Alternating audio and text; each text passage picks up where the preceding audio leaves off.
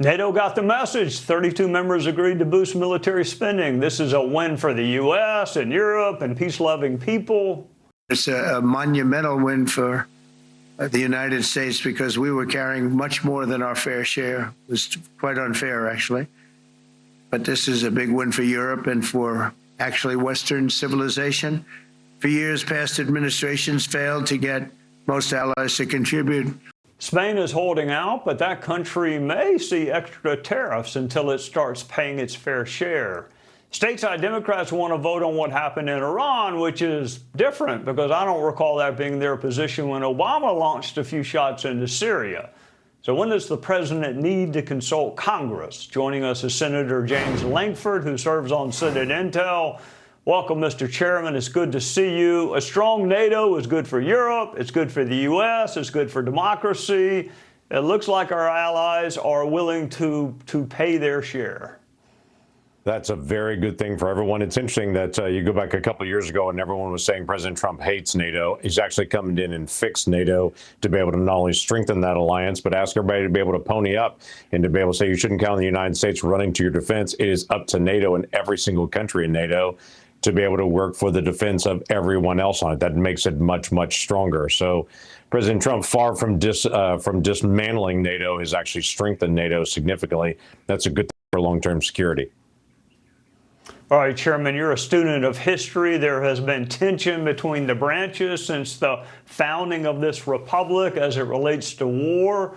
Where does James Lankford come down on when presidents need to consult Congress when it comes to military strikes? Because presidents of both parties have acted without congressional input. It's just the media seems to forget half of those.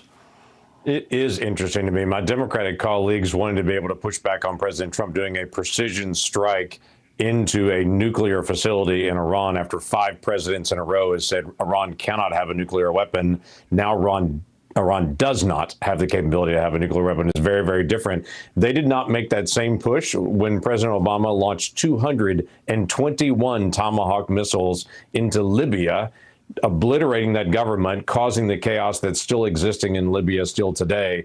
My Democratic colleagues kind of looked away from that one, but they, for some reason, think that a nuclear-armed Iran pointed at Israel, where there's 700,000 Americans that are living, seems to be not a threat. I believe it is a threat, and the past 5 presidents have all said it's a threat.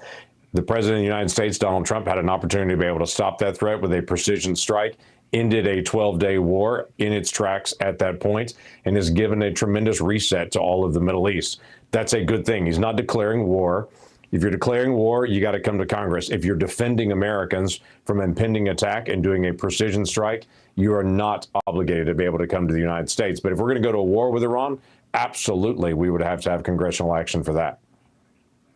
All right, Chairman, we just had your friend, Director John Ratcliffe, on. He briefed the Senate, and of course, Senate Intel members are privy to even more information. Are you satisfied that strikes in Iran had their desired effect? Yeah, strikes in Iran definitely had their desired effect. They stopped Iran's progress on a nuclear weapon, and it informed Iran, we know your address. So if you restart something in the days ahead, we know exactly how to get to you, and you know we can get there and accomplish what our means are.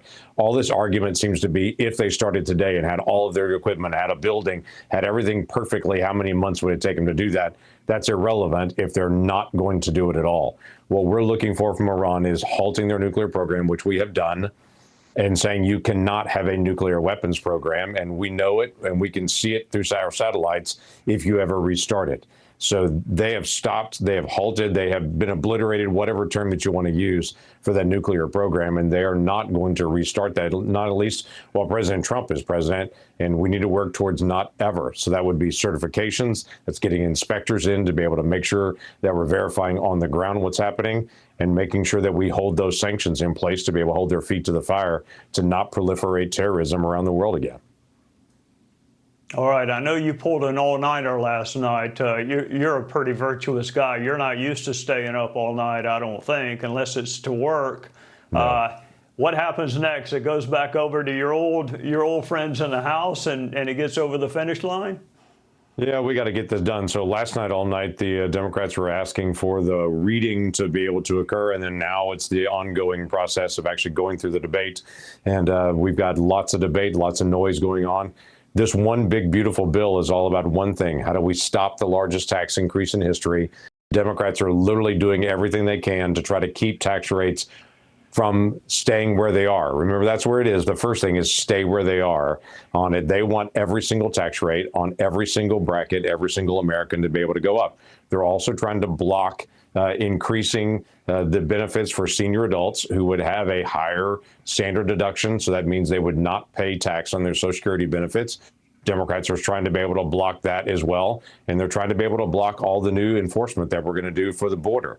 Those are some of the key aspects in this bill. And they're literally throwing the kitchen sink in every accusation you can imagine to try to be able to slow this process down. So we just keep moving. They're slowing the process down. We've said, OK, as soon as this ends, we're taking it to the next, whether it's middle of the night or middle of the afternoon. If you want to drag your feet, we're going to keep the process going till we actually get this done. Well, I hope you get to Oklahoma by July 4th. And do me a favor, make sure to wake up Lindsey Graham for those late night votes. He's gotten on up there in age, and he needs a youngster to maybe joust him from his rest to vote. So do that for me as a favor, and I'll see you soon. I look forward to that, Trey. Thanks. Keep praying for the nation. We got a lot of work to get done. Amen. Thank you, Senator.